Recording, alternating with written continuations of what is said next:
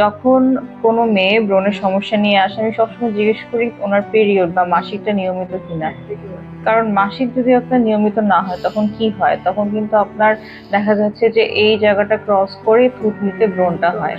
ওটাকে আমরা বলি নডুলোসিস্টিক অ্যাকনি, এবং ওটার সাথে পিসিওএস মানে ওভারিতে সিস্ট থাকার একটা সুযোগ থাকে। আমার একটা প্রবলেম হইতেছে, আমি জানি না, আমার রিসেন্ট আমার যে স্কিনে ওই জায়গায় স্কিন ট্যাগ আসলে প্রবলেম। আচ্ছা, স্কিন আচ্ছা স্কিন ট্যাগ, এটা বলবো স্কিন ট্যাগের চিকিৎসা খুবই সোজা।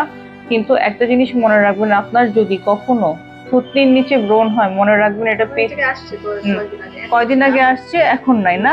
থুতনির নিচে ব্রণ হলে আমরা ধরে নিই এটা পিসিএস হতে পারে, নাও হতে পারে, ঠিক নাই। আরো কিছু লক্ষণ থাকে, দেখবেন হুট করে ওজন বেড়ে যাচ্ছে, আপনার মাথার এখান থেকে চুল পড়ে যাচ্ছে, মুখে অবাঞ্ছিত লোম হচ্ছে। এসব জিনিস যদি থাকে অবশ্যই আপনি ডক্টরের সাথে যোগাযোগ করবেন যে আপনার ব্রণটা স্বাভাবিক ব্রণ নাকি কোনো পিসিএস কোনো সমস্যা থাকতে পারে। ওকে।